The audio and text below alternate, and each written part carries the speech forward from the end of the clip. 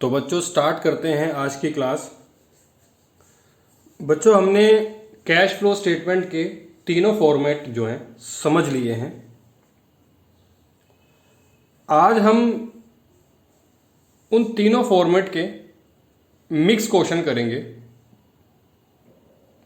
मतलब कि ये कि हमने जो अलग अलग सीखा है आज हम उन तीनों को एक साथ करेंगे। यानी कि अगर मैं बात करूं कैश फ्लो स्टेटमेंट हम पूरा बनाएंगे जिसके अंदर हमने ऑपरेटिंग एक्टिविटी, इन्वेस्टिंग एक्टिविटी और financing activity full flash question होगा।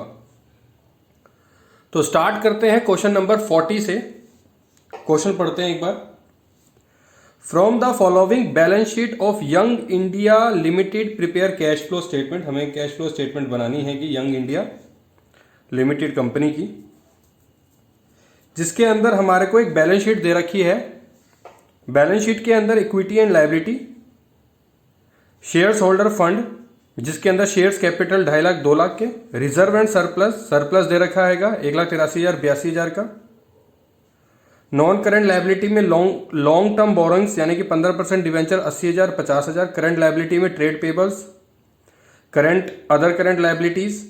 और एसेट्स के अंदर नॉन करंट एसेट्स में फिक्स्ड एसेट्स टेंजिबल दे रखे हैं, नॉन करंट इन्वेस्टमेंट्स दे रखी हैं, करंट एसेट्स दे रखी है, inventory, trade receivable, cash and cash equivalent. बस हमारे को ये सब कुछ दे रखा हैगा। तो स्टार्ट करते हैं इस क्वेश्चन को करना। फुल फ्लैज क्वेश्चन है।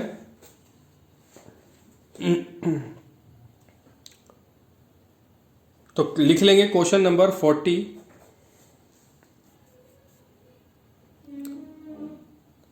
तो फॉर्मेट बनाएंगे सबके सब बच्चे।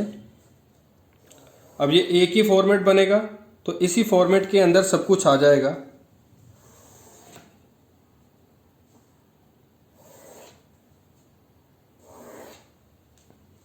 यहां पे लिखेंगे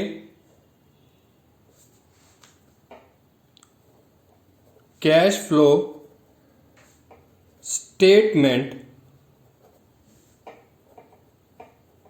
for the year ended March 31st 2019। यहां पे भी रुपीज, यहां पे रुपीज और यहां पर पर्टिकुलर्स।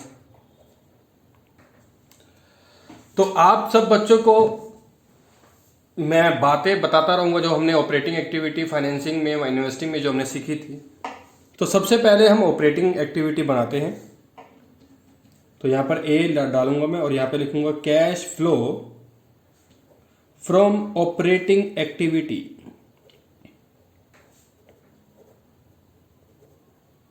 ठीक है जी। इसके अंदर हमें या तो नेट प्रॉफिट दिया होता था या हमें निकालना होता था और उसमें कुछ एक्स्ट्रा ऑर्डिनरी आइटम्स भी आती थी। याद है आप सब बच्चों को जो हम प्रॉफिट बिफोर टैक्स से पहले हम निकालते थे। तो यहां पर बच्चों हमारे को सरप्लस दे रखा है। यहां पर हमारे को सरप्लस दे रखा है। मैं आपको दिखा देता हूं। Reserve and surplus balance sheet in statement of profit and loss. याद है ना आपको सबको फॉर्मेट 1,83,000 और 82,000। तो इसमें से करंट वाले में से प्रीवियस ईयर का जो होगा उसको हम माइनस कर देंगे। तो लिखेंगे किस तरीके से, देखेंगे profit as per statement of P and L bracket में लिखेंगे 1,83,000 माइनस 82,000। तो आपकी वैल्यू आ जाएगी 1,01,000। सरप्लस डायरेक्ट दे रखा है तो ये निकल के आ गया प्रॉफिट बिफोर टैक्स 1,01,000। ठीक है जी। तो प्रॉफिट बिफोर हमारा टैक्स निकल के आ गया। उसके बाद हमारी कुछ आइटम्स जो होती थी वो ऐड होती थी और कुछ डिडक्ट होती थी। ठीक है। अब आइटम्स टू बी जो एडेड होनी है उसमें क्या क्या चीजें आती थी, जैसे इंटरेस्ट ऑन डिवेंचर्स आता था, कुछ reserves and surplus, general reserve जैसे कोई चीज आती थी। ठीक है। तो यहां पर आपको क्या दे रखा है, यहां पर आपको क्या दे रखा है। अगर मैं आपसे बात करूं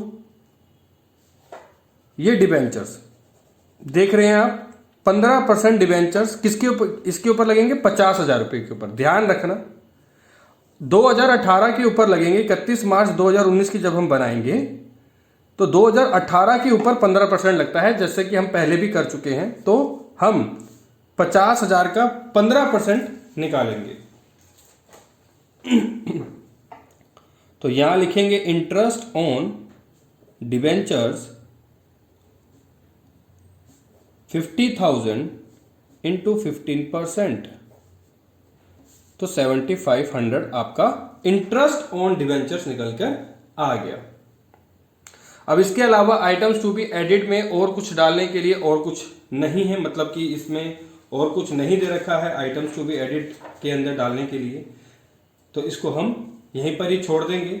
जब आइटम्स टू बी एडिट करते हैं तो उसके बाद क्या निकल के आता है, उसके बाद निकल के आता है operating profit before working capital adjustments, ये निकल के आता है। तो इसको हम इसमें प्लस कर देंगे, 1,08,500 आएगा। तो पहला हमारा क्या होता है, प्रॉफिट बिफोर टैक्स निकालने का। उसके बाद हम कुछ आइटम्स ऐड करते हैं, उसके बाद हमारा operating profit before working capital adjustment निकल के आता है। फिर उसके बाद हम क्या करते हैं जी, उसके बाद याद करो हम ऐड करते थे इंक्रीज इन करंट लायबिलिटी या डिक्रीज इन करंट एसेट्स। याद है आपको, डिक्रीज या इस तरीके से बोल सकते हैं decrease in current assets, increase in current liability को ऐड करते थे, और increase in current assets decrease in current liability को लेस करते थे। ठीक है जी। तो अब इसके अंदर सबसे पहले हमें ऐड करना है। अब ऐड करने के लिए हमें दो चीजें देखनी है, या तो डिक्रीज इन करंट एसेट्स या इंक्रीज इन करंट लायबिलिटी। तो देखो कोई डिक्रीज इन करंट एसेट्स हो रहा है तो मैं आपको बोलूंगा हाँ जी ट्रेड रिसीवेबल। अब देखिए ये करंट लायबिलिटी है, ये करंट एसेट्स है, ओके है, ये करंट लायबिलिटी है, ये करंट एसेट्स है। यहां तक समझ में आ गई आपको बात। करंट लायबिलिटी में ट्रेड पेबल और other current liability. Trade payable क्या हो रहे हैं, इंक्रीज हो रहे हैं।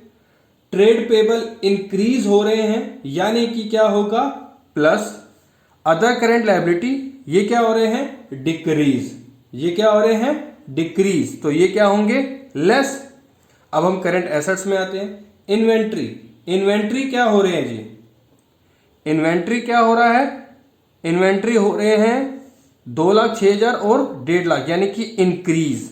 तो इंक्रीज इन एसेट्स क्या होता है जी, लेस। और ट्रेड रिसीवेबल क्या होता है जी, ट्रेड रिसीवेबल होता है आपका, इसमें हो रहा है डिक्रीज। तो ट्रेड रिसीवेबल डिक्रीज का मतलब क्या हो जाएगा, ऐड। बात समझ में आ गई, यहां तक पूरी बात समझ में आ गई जी। अब हम ये कैश एंड कैश इक्विवेलेंट की बात करते हैं। कैश एंड कैश इक्विवेलेंट को बाद में देखेंगे, इसको हम कुछ नहीं करेंगे। यानी कि increase in current assets decrease in current assets में हम इसको नहीं लेंगे। कैश एंड कैश इक्विवेलेंट को अभी हम छोड़ देंगे।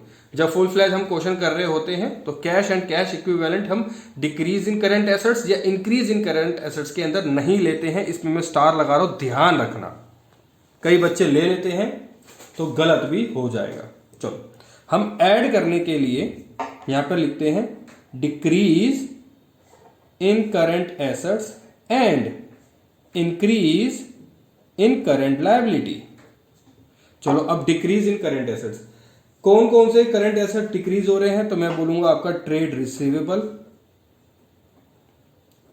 डिक्रीज हो रहा है, ठीक है जी। और ट्रेड पेबल ये क्या हो रहे हैं, इंक्रीज। ये हो गया करंट एसेट्स और ये हो गया करंट लायबिलिटी। ये हो रहा है डिक्रीज, ये हो रहा है इंक्रीज, तो वो दोनों बातें यही आएंगी।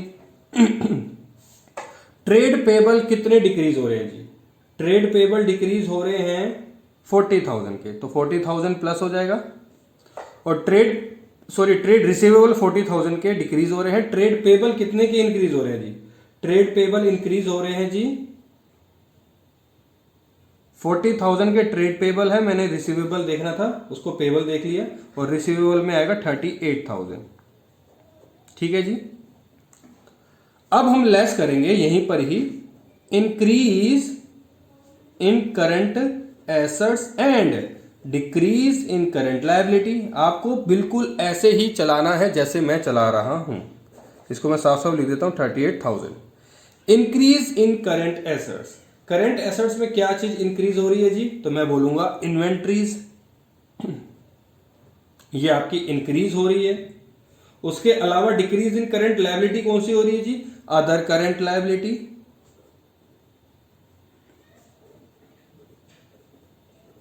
चलो जी, इन्वेंट्री जो है वो कितनी इंक्रीज हो रही है ये बताइए।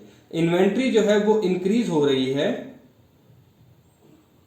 56,000 की, तो ये माइनस हो गया। और अदर करंट लायबिलिटी जो है वो कितने की डिक्रीज हो रही है जी, तो वो हो रही है आपकी 8,000 की, तो ये भी माइनस। बात समझ में आ गई। अब इसके बाद क्या होगा, इसके बाद कैश जनरेट होगा जी, cash generated from operations, operation से कैश निकलकर आएगा। अब कितना आया ये भी देख लेते हैं जी। 1,08,500 में 38,000 और 40,000 को प्लस कर दीजिए और 64,000 को माइनस कर दीजिए, तो ये कितना होता है जी, कुल मिलाकर ये होता है 78,000। 78,000 में से 64,000 गए तो 14,000, 14,000 जो आएगा वो प्लस का आएगा, तो इसमें अगर हम 14,000 जोड़ देंगे तो 1,22,500, 1,22,500 हमारा कैश जनरेट हुआ ऑपरेशन में से। इसके बाद क्या करते हैं, इसके बाद हम करते हैं टैक्स पेड लेस करते हैं। याद करो, जो हमने टैक्स जमा कराया हुआ होता है वो हम माइनस कर देते हैं। अब यहां पर तो कोई टैक्स पेड की फिगर है ही नहीं, तो नहीं है तो हम डैश डाल के इसको क्लोज कर देंगे, और क्लोज करने के बाद नीचे लिखेंगे net cash flow from operating activities कितना, 1,20,000, ये इसको यहां लिखेंगे अब 1,22,500। तो हमारा ये पूरा ऑपरेटिंग एक्टिविटी होता है कंप्लीट। क्वेश्चन पूरा नहीं हुआ है, ऑपरेटिंग एक्टिविटी कंप्लीट हो गया। बात समझ में आ गई। तो 1,22,500 ऑपरेटिंग एक्टिविटी में से हमारा नेट कैश फ्लो निकल कर आता है पॉजिटिव। ठीक है जी। अब इसके बाद हमारा क्या बनता था बी में, इन्वेस्टिंग, फिर क्या बनता है फाइनेंसिंग। चलो अब हमको ये पेज पलटना पड़ेगा, क्योंकि एक क्वेश्चन को कंप्लीट करने के लिए यहाँ पे 2 पेजेस लगेंगे ही लगेंगे। अभी तक हमने करंट एसेट्स में से क्या नहीं लिया था, ध्यान है आपको, कैश एंड कैश इक्विवेलेंट हमने अभी तक नहीं लिया, तो ध्यान रखना। ऊपर सब कुछ वैसा मत लिखना, पेज पलट गया, लेकिन आपको एक ही पेज में बनाना पड़ेगा, एक रजिस्टर लेना है उस हिसाब से। अब यहां पे लिखेंगे B part, cash flow from investing activity. अब इन्वेस्टिंग एक्टिविटीज के अंदर हम क्या क्या चीजें ध्यान रखते थे, इन्वेस्टिंग एक्टिविटीज के अंदर हमने क्या चीज सेल करी, क्या चीज परचेज करी, हमारा रेंट कहां से आया। जैसे हमारा हमने लास्ट अभी क्वेश्चन किए थे इन्वेस्टिंग एक्टिविटी के लिए कि हमने कोई एक बिल्डिंग ली और उसको हमने रेंट पे चढ़ा दिया, क्योंकि बिल्डिंग हमने जो खरीदी थी उस पर तो हमने इन्वेस्ट ही तो किया था, तो जो बिल्डिंग खरीदने पर इन्वेस्ट किया उसका हमको रेंट रिसीव हो रहा है तो वो प्लस होता है। यानी कि जो पैसा हमारे को इन्वेस्टमेंट करके आ रहा होता है उसको प्लस करते थे, और जब हम परचेज करते थे या उसके ऊपर कोई खर्चा करते थे मतलब इन्वेस्ट करने के लिए, तो हमारा माइनस होता था। पैसा जाने का मतलब माइनस, आने का मतलब प्लस। ठीक है जी। तो अब इसके अंदर हमने ऐसी कौन कौन सी चीजें हैं जो हमने इन्वेस्ट करी हैं, या हमने सेल करके पैसा कमाया है, या हमने कोई ऐसी चीज खरीदी है जिसके ऊपर हमको पैसा आ रहा है। तो अगर मैं आपसे बात करूं तो ऐसा कुछ भी नहीं हुआ है। सिर्फ और सिर्फ अगर मैं बात करूं तो फिक्स्ड एसेट्स हमने परचेज करे हैं और नॉन करंट इन्वेस्टमेंट हमने परचेज करी है। बात समझ में आ गई। तो fixed assets, purchase of fixed assets लिखेंगे यहां पर। चलो जी, कितने की हमने एसेट्स को खरीदा, देखो जी देखते हैं। देखो 1,17,000 के पहले के थे हमारे फिक्स्ड एसेट्स। अब कैसे निकालते हैं वो भी ढंग से समझ लीजिए, क्योंकि हमारे पास अदर इंफॉर्मेशन कुछ भी नहीं है कि हमने इसके ऊपर डेप्रिसिएशन लगाया। अगर वो सब कुछ इंफॉर्मेशन हमारे पास गिवन होती तो हम क्या करते, हम लेजर्स बनाते, वर्किंग नोट बनाते। याद है आपको ना? तो हमको वर्किंग नोट बनाने की कोई आवश्यकता नहीं है, रीजन बीइंग कि हमारे पास कोई इंफॉर्मेशन ही गिवन नहीं है। 1,17,000 के ओपनिंग है, 2,74,000 के क्लोजिंग है। ठीक है, अगर मैं आपको छोटा सा बना के भी दिखाऊं,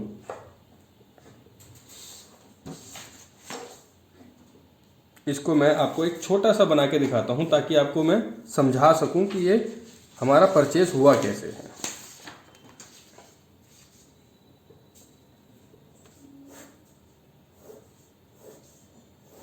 इस तरीके से होता है।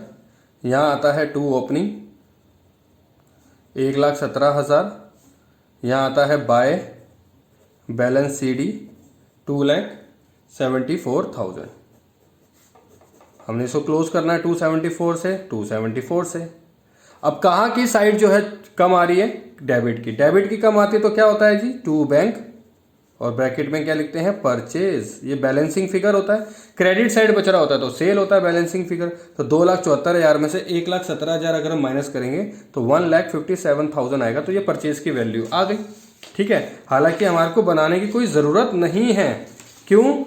इसलिए क्योंकि जो ओपनिंग दे रखा है उसमें से क्लोजिंग को, या क्लोजिंग वाले में से ओपनिंग को माइनस कर दो, आपके पास निकल के आ जाएगी। अगर क्लोजिंग बड़ा होगा, ध्यान से सुन लो, अगर क्लोजिंग बड़ा होगा तो परचेज निकलेगी, और ओपनिंग बड़ा होगा तो सेल निकलेगी। बात समझ में आ गई? तो परचेज किया तो परचेज हमने मतलब पैसा दिया है या लिया है, तो दिया होगा तो हम क्या करेंगे, माइनस। तो माइनस की वैल्यू डालेंगे 1,57,000 की।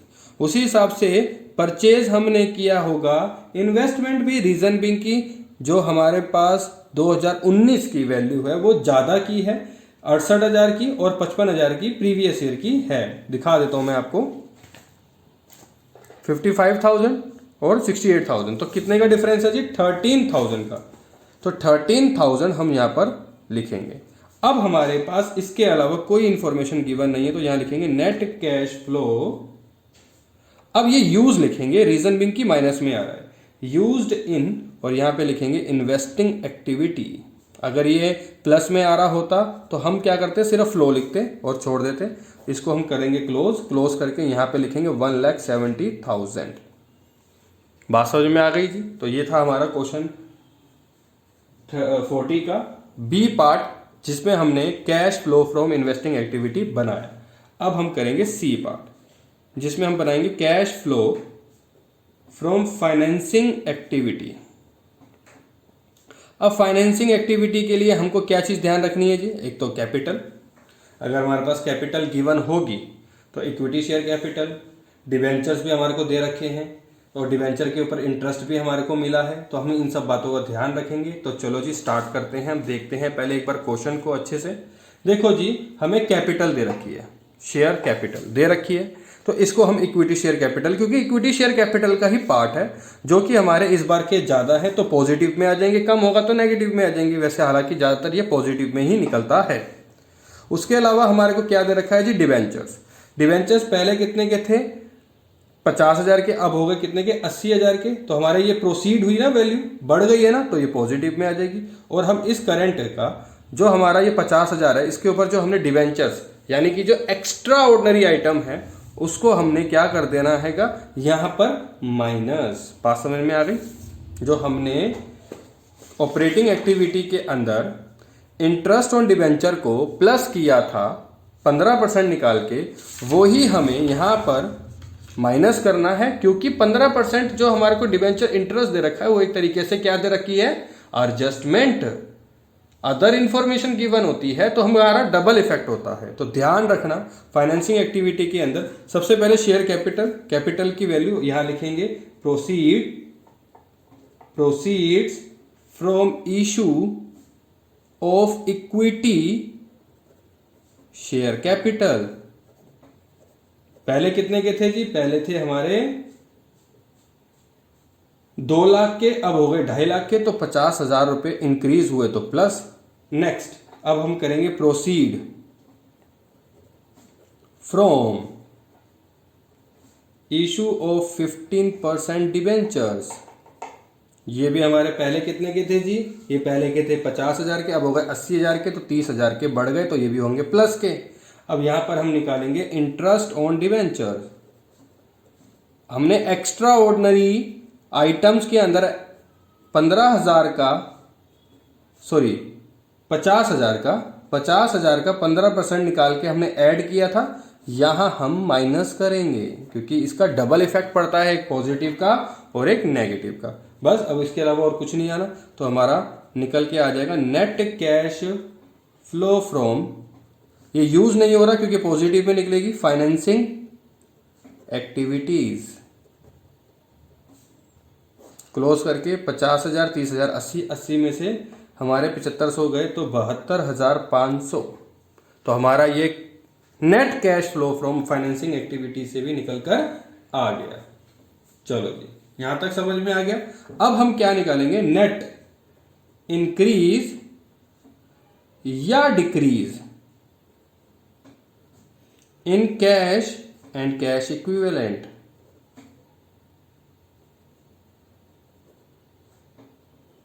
चलो जी, अब सबसे पहले हमें करना क्या है वो ध्यान में रखेंगे। ऑपरेटिंग एक्टिविटी किसमें निकला जी?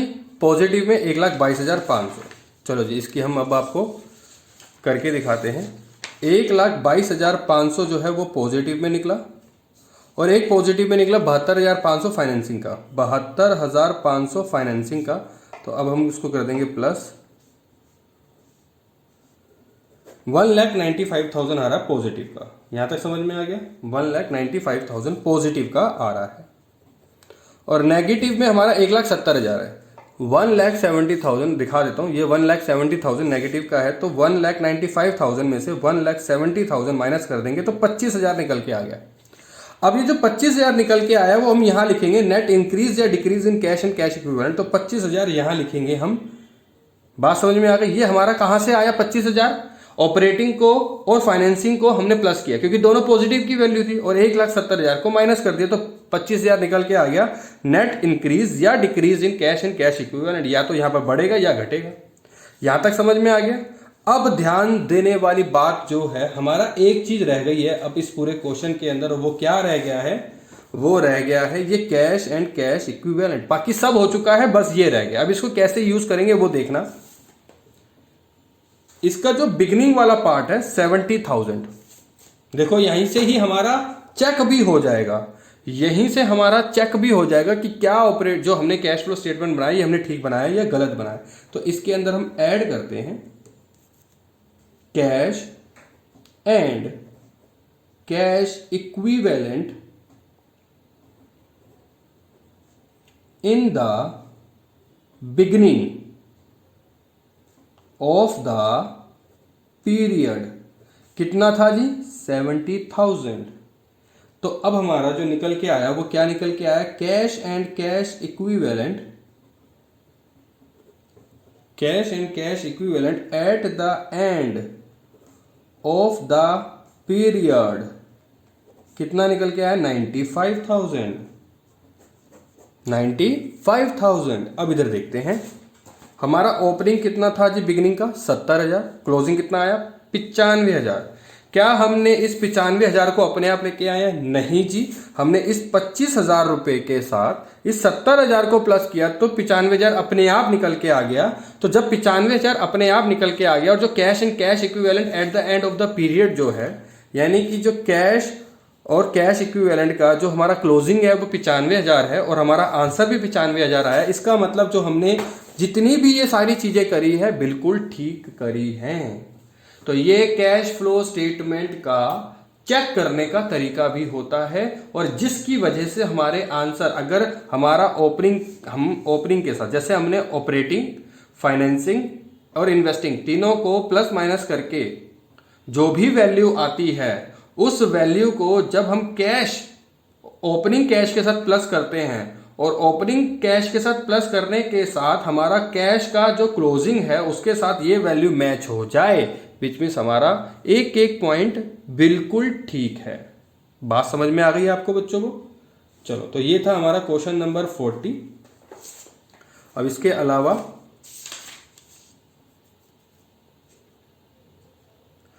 अलावा हम एक क्वेश्चन और करेंगे फुल फ्लेज। ये जो 43 से है ये विद एडजस्टमेंट है जी, तो ये विद एडजस्टमेंट वाले हम क्वेश्चन बाद में करेंगे। और इसके अलावा हमारे पास बस क्वेश्चन भी 3 ही हैं, तो हम एक क्वेश्चन और कर लेते हैं। क्वेश्चन नंबर हम 41 भी देख लेते हैं। ठीक है जी, क्वेश्चन नंबर 41 थोड़ा सा बड़ा है, इसके अंदर एक्स्ट्रा ऑर्डिनरी आइटम्स बहुत सारी हैं, तो ये एक फुल फ्लेज क्वेश्चन है, तो इसको हम देख लेते हैं क्वेश्चन नंबर 41 को। चलो जी, following in the balance sheet of the fine product limited as at 31 March 2019, जिसके अंदर हमारे को इक्विटीज एंड लाइबिलिटीज के कुछ पार्ट्स दे रखे हैं। Shares capital, equity share capital 3.5 lakh 3 lakh, reserve and surplus 57,000 और 38,000। करेंट लाइबिलिटी की 3 आइटमें दे रखी हैं। Non current assets, fix assets की 2 आइटमें हैं। नॉन करेंट और इन्वेस्टमेंट भी है, यानी कि तीसरा हो गया। करेंट एसेट्स की भी 3 है। कैश एंड कैश बैलेंस हमारा बाद में काम आएगा। उसके अलावा नोट टू अकाउंट्स के अंदर जर्नल रिजर्व, सरप्लस दे रखा है हमारा, प्रॉफिट एंड लॉस। अभी मैं आपको और भी बहुत सारी बातें बताऊंगा। और प्रोविजन फॉर टैक्स यहाँ पर दे रखा है। चलो, टेंजिबल फिक्स एसेट्स की हमारे को लैंड एंड बिल्डिंग और हमारे को प्लांट एंड मशीनरी की भी वैल्यू दे रखी है। तो चलो जी, अब हमारे पास नीचे नोट में जो लिखा है वो हम बाद में ध्यान देंगे। चलो, क्वेश्चन नंबर 41 करते हैं start.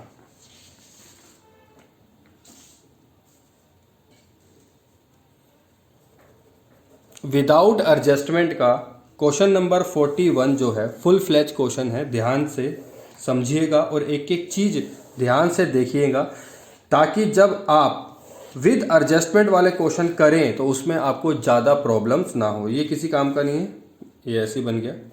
Particulars, rupees, cash flow statement for the year ended 31st March 2019।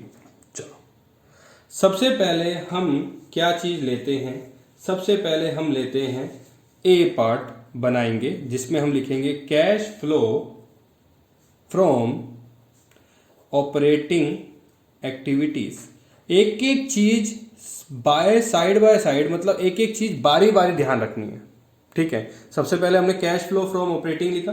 अब हमें देखना है profit as per statement of profit and loss. चलो देखते हैं। देखो जी, यहां पर हमारे को रिजर्व एंड सरप्लस दे रखा है 57,000 38,000। जो हमने इससे पहले वाला क्वेश्चन था उसके अंदर हमारे पास रिजर्व एंड सरप्लस लिखा हुआ था, उसके साथ हमने लिखा हुआ था surplus balance in the balance sheet, balance in the statement of profit and loss. यहां पर साथ में सरप्लस लिखा हुआ था। अब यहां देखेंगे रिजर्व एंड सरप्लस साथ में ऐसा कुछ लिखा हुआ नहीं है, लेकिन नीचे आप देखिए नोट टू अकाउंट्स के अंदर देखो यहां पर क्या चीज ध्यान में देने वाली है।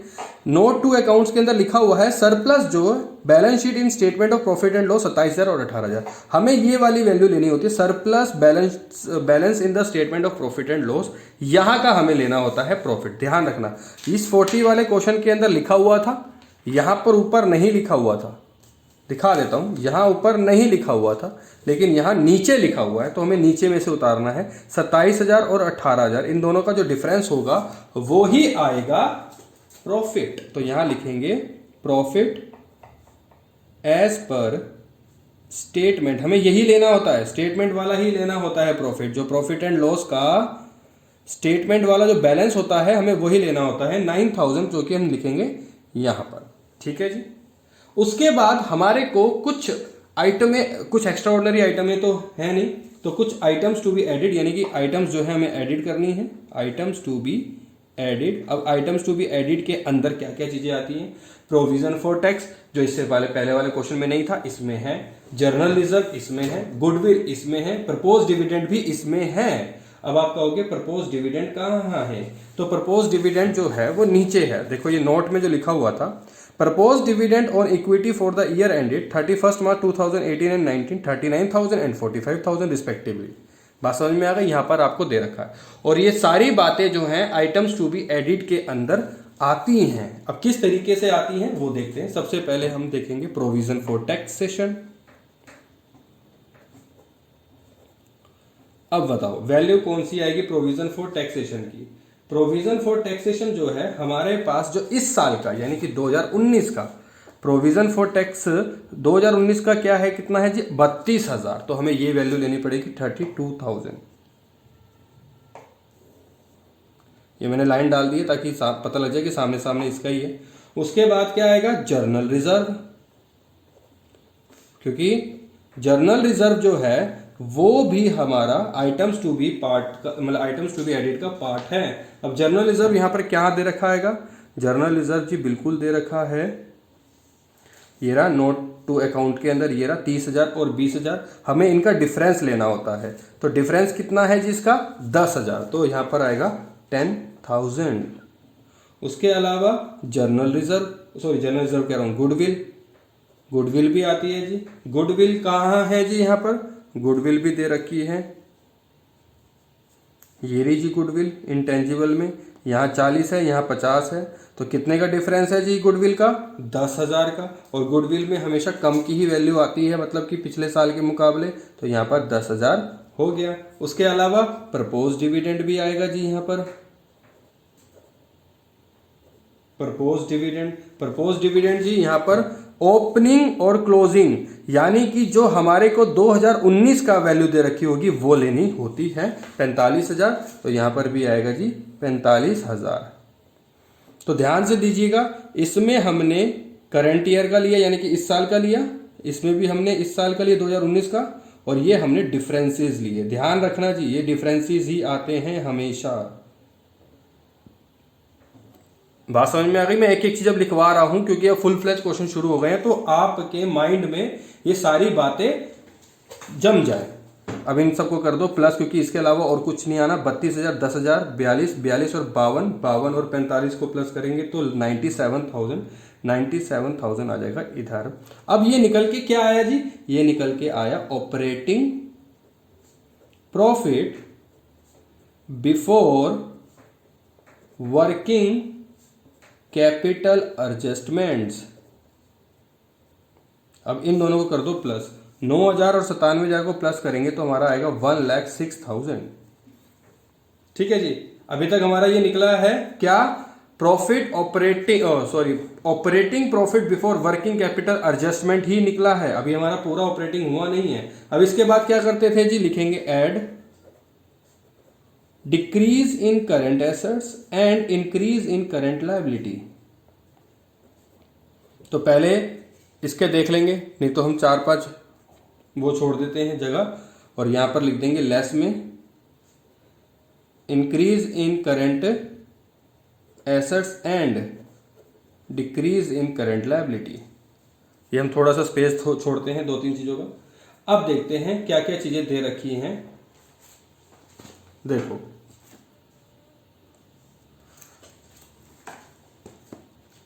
Trade payable, other current liability और शॉर्ट टर्म प्रोविजंस। ठीक है जी, अब ये शॉर्ट टर्म प्रोविजन को अभी हम छोड़ देंगे क्योंकि नोट है इसके अंदर, नोट लिखे हुए हैं तो नोट नीचे आएंगे, वो हम अभी छोड़ देंगे। तो हमारे को क्या क्या लेना है, trade payable, other current liability और करंट एसेट्स के अंदर इन्वेंट्री और ट्रेड रिसीवेबल। चलो जी, ट्रेड पेबल क्या है जी, पहले के मुकाबले इंक्रीज, तो इंक्रीज इन करंट लायबिलिटी, और अदर करंट लायबिलिटी जो है वो डिक्रीज हो रही है 2,000 से। चलो जी, 2,000 से डिक्रीज हो रही है और वो इंक्रीज हो रही है, ट्रेड पेबल इंक्रीज हो रहे हैं। तो ट्रेड पेबल इंक्रीज हो रहे हैं तो कहां जाएगा पेबल, वो जाएगा ऐड में, तो यहां डाल देंगे ट्रेड पेबल और यहां डाल देंगे अदर करंट लायबिलिटी। ये दोनों चीजें इकट्ठी लिख दी मैंने। ठीक है जी, तो मैंने करंट लायबिलिटी के दोनों पार्ट लिख लिए। ट्रेड पेबल की वैल्यू कितनी है जी, ट्रेड पेबल की वैल्यू कितने का मतलब बढ़ रहा है, तो वो मैं लिख रहा हूं यहां पर आ रहा है 18,000 से इंक्रीज हो रहा है। और जो हमारा अदर करंट लायबिलिटी है वो कितने की डिक्रीज हो रही है जी, अदर करंट लायबिलिटी जो डिक्रीज हो रही है वो 2,000, तो 2,000 रुपए यहां पर आ जाएगा, ये माइनस में यहां पर भी लिख दो, मतलब ब्रैकेट के अंदर डाल दो ताकि आपको ध्यान में रहे। उसके बाद करंट एसेट्स की हम बात करते हैं जिसके अंदर इन्वेंट्री दे रखी है। इन्वेंट्री क्या हो रहा है जी, डिक्रीज, और ट्रेड रिसीवेबल क्या हो रहा है जी, इंक्रीज। चलो जी ठीक है, तो हमारा इन्वेस्टमेंट क्या हो रहा है, डिक्रीज। तो इन्वेस्टमेंट डिक्रीज हो रहा है तो ऊपर आएगा, इन्वेंट्री डिक्रीज हो रहा है तो ऊपर आ रहा है, तो इन्वेंट्रीज ऊपर आ गया। और जो कि हमारी वैल्यू है ट्रेड रिसीवेबल की इंक्रीज, तो नीचे आएगा लेस में, तो यहां पे लिख देंगे ट्रेड रिसीवेबल। ठीक है जी, यहां पे ट्रेड रिसीवेबल लिख दिया। ट्रेड रिसीवेबल कितने का डिक्रीज हो रहा है, इंक्रीज हो रहा है जी, ट्रेड रिसीवेबल इंक्रीज हो रहे हैं 33,000 से, तो 33,000 माइनस में। उसी तरीके से इन्वेंट्रीज कितने से डिक्रीज हो रही है, इन्वेंट्री डिक्रीज हो रही है बच्चों 18,000 से, तो ये हो जाएगा पॉजिटिव में। बात समझ में आ गई जी। अब हम इसको कर देंगे सबको क्लोज, क्योंकि इसके अलावा और कुछ है नहीं। 18 18 36 और ये हो गया 35, तो 1,000 रुपये पॉजिटिव में आ गया। ठीक है, तो ये हमारा निकल के आ गया पॉजिटिव में। अब हमारा ये क्या होगा, कैश जनरेट होगा। लिखेंगे cash generated from operations. Cash generate हुआ ऑपरेशन से कितने का, 1,06,000 ये और 1,000 ये, तो 1,07,000।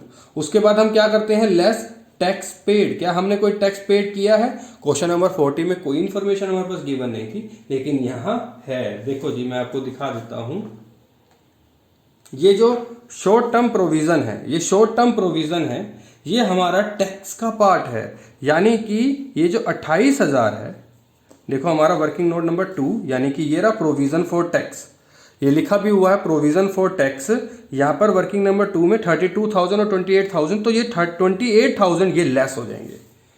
बात समझ में आ गई। तो ये हमने टैक्स पे किया 28,000 का, ये माइनस हो जाएंगे, तो हमारी जो वैल्यू निकल के आ गई 79,000 पॉजिटिव में निकल के आ गई। तो यहां पे लिखेंगे कैश फ्लो फ्रॉम, यहां पर नेट भी लिखेंगे, sorry, net cash flow from operating activity. Use तो माइनस में तो आ नहीं रहा, ये प्लस में आ रहा है, तो यूज नहीं होगा, तो ये फ्लो होगा ऑपरेटिंग एक्टिविटी। तो हमारे पास पहली value operating activity cash flow statement की निकलकर आ गई। अब मैं दोबारा से समझा रहा हूं एक चीज, प्रोविजन फॉर टैक्स का सबसे बड़ा ध्यान क्या रखना है, दो जगह इंपैक्ट पड़ेगा प्रोविजन फॉर टैक्स का। एक तो जो पुरानी वैल्यू होगी यानी कि 2018 की, वो होगी नीचे माइनस, और जो इस साल की होगी वो होगी प्लस 32,000, जैसे कि हमने किया। तो ध्यान रखना, प्रोविजन फॉर टैक्सेशन के दो अलग अलग इंपैक्ट पड़ेंगे।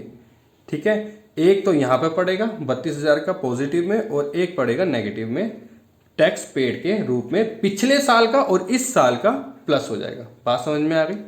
चलो, इसको करने का तरीका है इस तरीके से। नहीं तो अगर आप माइनस करके भी लिखते, जैसे कि 28,000 में से 32,000 कहे तो 4,000 आता, तो यहां पर भी 4,000 रहेगा, आंसर सेम निकलेगा। लेकिन हमको करना पूरा तरीके से, यहां पर ये जो आंसर है ये तो सही आएगा, लेकिन लेस टैक्स पेड फिर नहीं करना होगा। लेस टैक्स पेड हमें नहीं करेंगे तो गलत हो जाएगा, क्योंकि फॉर्मेट के अंदर लेस टैक्स पेड है। आप बेशक से इस 28,000 को हटा दो और ये 32,000 को हटा दो, बस यहाँ पे 4,000 लिख दो, तो ये वाली वैल्यू सारी वैल्यू गलत हो जाएगी। बात समझ में आ गई। तो इसलिए ध्यान रखना होता है। तो ये स्टार लगा रहा हूं प्रोविजन फॉर टैक्स का, जो ये वाली आई है 2019 की, सॉरी हाँ, ये वाली 2019 की वैल्यू आई है, और जो less tax provision for tax में आई यहाँ पर 2018 की वैल्यू आई है। बात समझ में आ गई। एक एक चीज लिखवा रहा हूं ताकि आपके माइंड में बनी रहे ये बात। ठीक है जी, ये डिफरेंस आ गया था, ये डिफरेंस आ गया, तो इसका कोई नहीं है। अब जो ये हमने इसका जो हमने डिफरेंस नहीं लिया है, ये भी मैं आपको बताऊंगा। यानी कि आइटम्स टू बी एडिड के अंदर 2019 वाली वैल्यू आएगी। चलो, बस इसका हमने डिफरेंस नहीं लिया प्रपोज डिविडेंड का, तो इसका भी मैं आपको बताऊंगा। अब आगे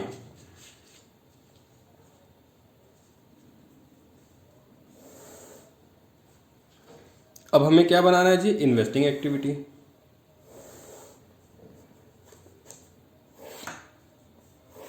तो यहां लिखेंगे B, cash flow from investing activities. चलो जी, स्टार्ट करते हैं इस क्वेश्चन को करना। अब इसमें क्या क्या चीजें ध्यान रखनी है, क्या चीज हमने बेची, क्या चीज हमने खरीदी, और कुछ एडजस्टमेंट तो इसमें होगी नहीं। चलो जी, देखते हैं क्वेश्चन नंबर 40। फिक्स्ड एसेट्स कहाँ है, ये है टेंजिबल एसेट्स, इसके वर्किंग नोट नंबर 3 है। यानी कि 2,48,000, जो 2 लाख की वैल्यू दे रखी है वो नीचे दे रखी है। यानी कि लैंड एंड बिल्डिंग जो है वो 57,000 की है। ये जो हमारे लिखे हुए हैं ना, ये 3 नंबर, तो ये इसके हैं पूरे, ध्यान रखना। तो टेंजिबल एसेट्स यहाँ पर हमारे को टोटल दे रखा है 248, ये 2,48,000 की ब्रेकअप है। किसमें? लैंड एंड बिल्डिंग दे रखे 57,000 के और प्लांट एंड मशीनरी दे रखे 1,51,000 के, तो बन गए टोटल 2,48,000। बात समझ में आ गई। और 2 लाख रुपए के जो हमारे को 2018 के दे रखे, उसमें हमारे लैंड एंड बिल्डिंग थे 1,10,000 के और प्लांट एंड मशीनरी थी वो 90,000 की थी, तो 2 लाख ये बन गए। बात समझ में आ गई। तो चलो जी देखते हैं लैंड एंड बिल्डिंग क्या हमने खरीदी है या बेची है। तो कैसे पता लगता है? जब हमारे क्लोजिंग बैलेंस, फिक्स्ड एसेट्स का क्लोजिंग बैलेंस अगर ज्यादा होता है तो परचेज की हुई होती है और कम होता है तो सेल की हुई होती है, ध्यान रखना। अब यहां पर क्या है, क्लोजिंग बैलेंस तो लैंड एंड बिल्डिंग का जी कम है, कम है तो हमने क्या किया होगा, हमने सेल की होगी।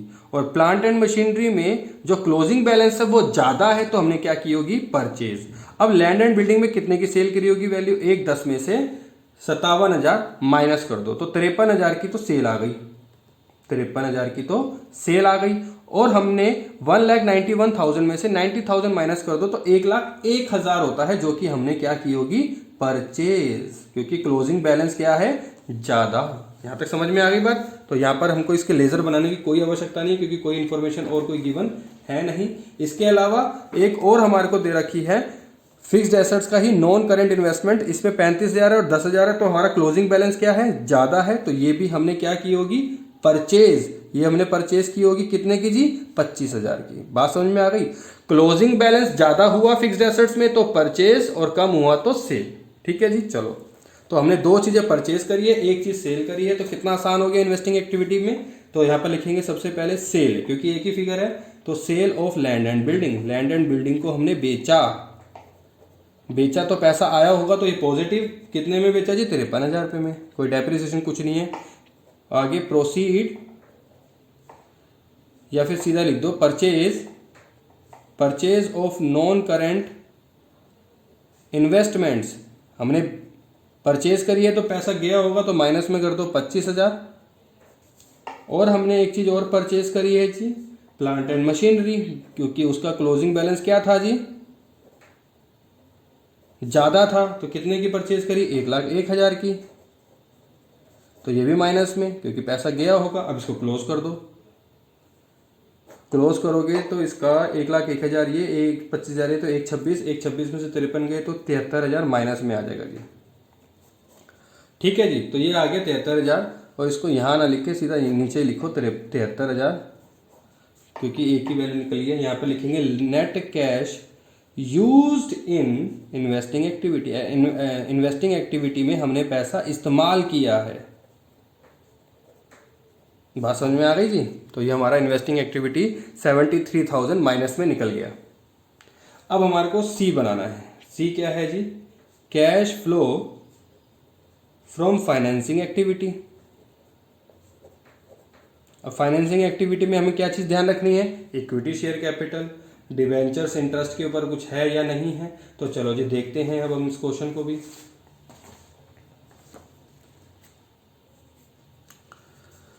शेयर्स कैपिटल दे रखे हैं, शेयर्स कैपिटल दे रखे, इक्विटी शेयर 3.5 लाख और 3 लाख, तो इक्विटी शेयर कैपिटल 50,000 के यहाँ आ गए। कोई डिवेंचर्स हैं, कोई डिवेंचर्स नहीं है, तो इंटरेस्ट भी कुछ भी नहीं है, कोई हमने कोई प्रॉपर्टी ऐसी कुछ खरीदी नहीं है जिसको हमने रेंट पे किया हो। तो फाइनेंसिंग एक्टिविटी के अंदर सिर्फ एक यही पार्ट आएगा। तो यहाँ पे लिखेंगे हम proceeds from issue of share capital, कितने के जी, 50,000 के। चलो, अब इसके अलावा और कुछ बचा जी, कुछ भी नहीं बचा, कुछ भी नहीं बचा। बचा है ना जी, क्या बचा है वो मैं आपको बता देता हूँ।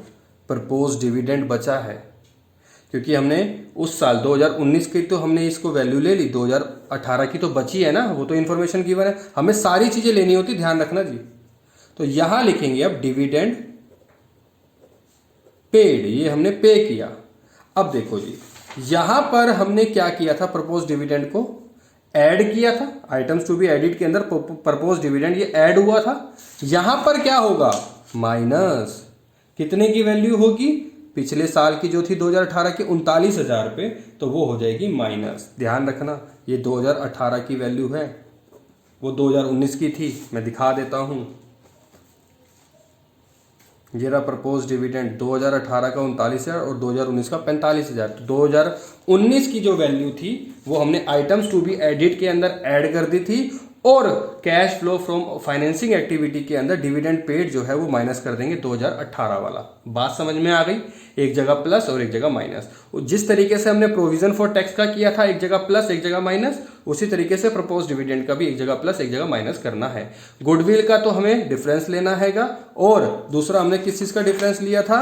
जर्नल रिजर्व का। तो इन दोनों का डिफरेंस लेना है। जिनका डिफरेंस नहीं लेना उसका दो इंपैक्ट पड़ेंगे ही पड़ेंगे। बात समझ में आ गई थी?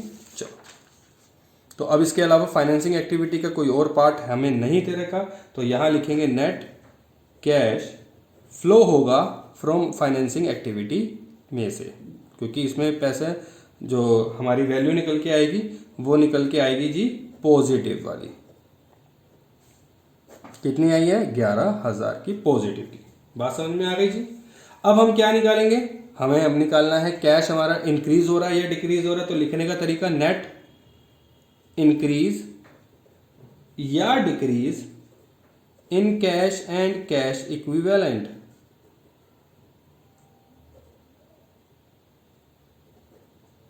ठीक है जी। अब हमारे पास ऑपरेटिंग कितना निकला जी? 79,000। 79,000 में 11,000 प्लस कर दो, 90 हो गया। 90 में 73 क्या कर दो? माइनस। ठीक है जी।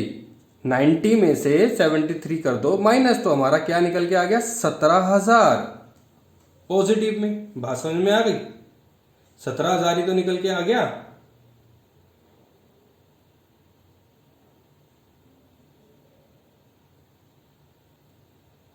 एक मिनट, 11,000 ये है और 90 हो गया, 90 में से 73 गए, 17,000। ठीक है, 11,000 17,000 निकल के आ गया ये।